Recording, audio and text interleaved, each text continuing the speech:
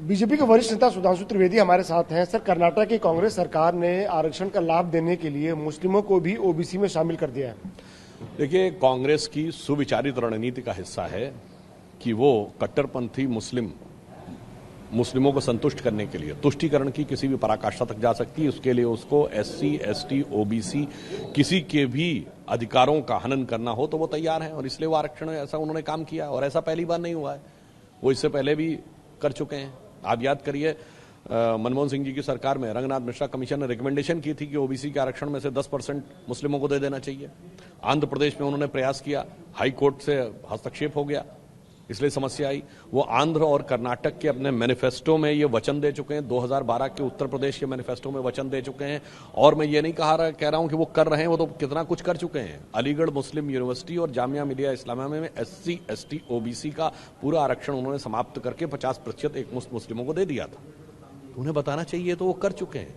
कश्मीर में SC, ST, OBC को प्रतिनिधित्व नहीं मिलता था केवल इस आधार पर कि मुस्लिम बाहुल्य है। इससे बहुत साफ हो गया। और अभी अगर आपने देखा हो तो कर्नाटक के विषय के ऊपर नेशनल बैकवर्ड कमीशन ने भी इस विषय के ऊपर पूछताछ की, और इससे पहले बंगाल में पिछले वर्ष 91 जातियों को ओबीसी में शामिल किया गया, जिसमें 85 या 83 मुस्लिम थी।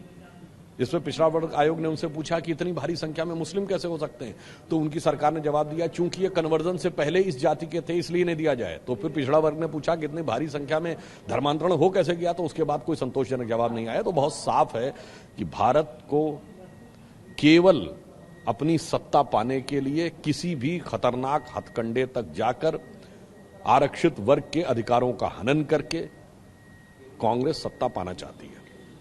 ओबीसी कमीशन ने जब इनसे जवाब मांगा तो इनका ढुलमुल जवाब आया। इनका कहना है कि वो न जाति है न धर्म है। यहां मैं एक और बात कहूंगा संजीदगी के साथ कि इसके द्वारा वो इस्लाम धर्म का भी मजाक उड़ा रहे हैं।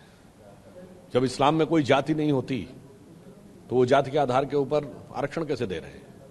यहां तक कि इन्होंने तो ये भी कहा है कि रंगनाथ मिश्रा कमीशन में पढ़िए तो वो कहते हैं अगर एससी भी धर्मांतरण कर ले तो उसका एससी स्टेटस बरकरार रहना चाहिए। तो मैं पूछना चाहता हूं, जो मौलवी इकराम है वो ये कहें कि इस्लाम में जात होती है, और अगर वो ये नहीं कह रहे हैं तो कांग्रेस उनका मजाक उड़ा रही है। दोनों बातें एक साथ सच नहीं हो सकती।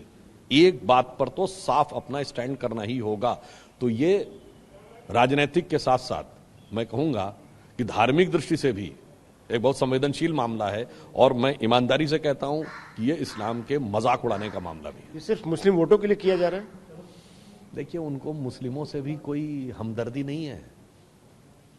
60 कहती हैं 55 साल शासन रहा कांग्रेस का, मुस्लिम कहां से कहां पहुंच गया।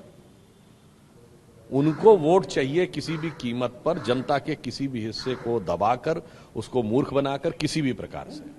मैं एक नहीं अनेक बार कह चुका हूं कि अगर उनको मुस्लिमों से ही हमदर्दी होती तो कांग्रेस के शासनकाल में ब्यूरोक्रेसी में जो यूपीएससी में सेलेक्ट होते थे 2% मुस्लिम सेलेक्ट होते थे। आज मोदी जी के शासनकाल में 5% सेलेक्ट हो रहे हैं। लंबे समय तक हमें शासन करने का मौका मिला गुजरात में, जहां मुसलमानों की प्रतिशत है 8 और सरकार में प्रतिशत है, सरकारी नौकरियों में 7, 7.5 लगभग उतना। और एक भी दिन हमें शासन करने का मौका नहीं मिला बंगाल में, वहां मुसलमानों का प्रतिशत है 30 और सरकारी नौकरी में 1.8। तो हकीकत में किसी से मोहब्बत नहीं है, सिर्फ नफरत की सियासत करके, किसी न किसी वर्ग के अंदर खौफ करके और कट्टरपंथी ताकतों के साथ हाथ मिलाकर थोक, जिसे होलसेल डीलिंग ऑफ वोट्स करनी है। शुक्रिया हमसे बात करने के लिए। अशोक के साथ आनंद प्रकाश पांडे, टीवी।